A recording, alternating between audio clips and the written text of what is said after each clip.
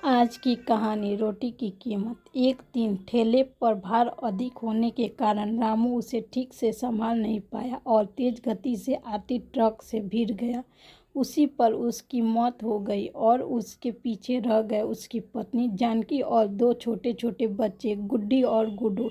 एक तरफ रामू की अंतिम संस्कार किया जा रहा था और दूसरी तरफ उसके बच्चे बिलख रहे थे, इसलिए नहीं कि पापा मर गए थे, वे तो भूख से बिलख रहे थे। उन्होंने कई दिनों से पेट भर खाना नहीं खाया था और आज तो मुंह में एक निवाला भी नहीं गया था, सो भूख से रोए जा रहे थे। माँ माँ कुछ खाने को दो, बड़ी भूख लगी है। माँ कुछ दो ना। कोई पत्थर दिल भी इस दृश्य को देखकर पसीज जाता। पड़ोसियों को भी दया आ गया, अगल बगल से खाना आ गया। बड़े दिनों बाद आज गुड्डी और गुड्डू पेट भर के खाना खा रहे थे।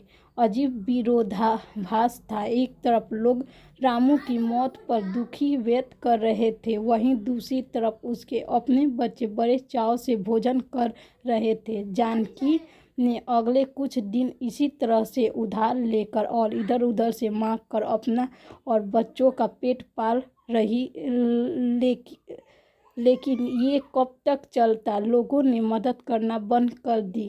जानकी पागलों की तरह काम खोजने लगी, लेकिन तमाम कोशिश के बावजूद भी उसे काम नहीं मिला। जब थक हार कर घर लौटी तो बच्चे उम्मीद से उसकी तरफ देखने लगे।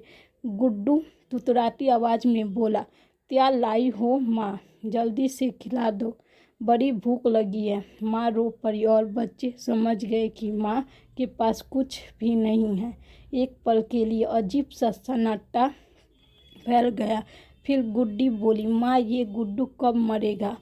पागल हो गई है, ऐसा क्यों बोल रही है? माँ जब पापा मरे थे तो उस दिन हम लोगों को पेट भर खाना मिला था।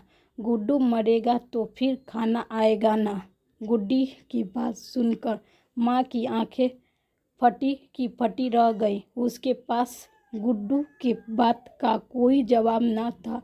दोस्तों, ये फिर सिर्फ एक कहानी नहीं है, ये दुनिया के करोड़ों लोगों की हकीकत है। इस पर गौर कीजिए, जिस खाने को हम थाली में ऐसे ही छोड़ देते हैं, उसकी कीमत को समझिए। बचपन से हमें अन्न का आदर करना सिखाया जाता है, लेकिन असल में भूख क्या होता है? आप एक दिन बस एक दिन भूखा रह कर देखिए, आप करोड़ों लोगों का दर्द समझ आएगा।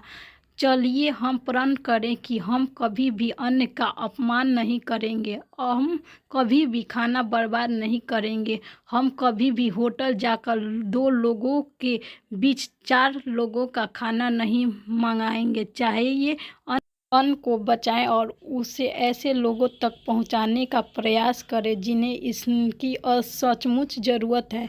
कृपया हमारी बातों पर ध्यान दें। धन्यवाद।